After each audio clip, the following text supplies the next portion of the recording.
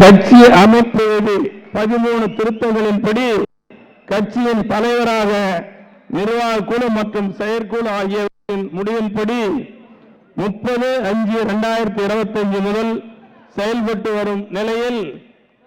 மருத்துவரையா அவர்கள் பாமக பாட்டாளி மக்கள் கட்சியின் நிறுவனர் மற்றும் தலைவராக செயல்படுவார் என்பதை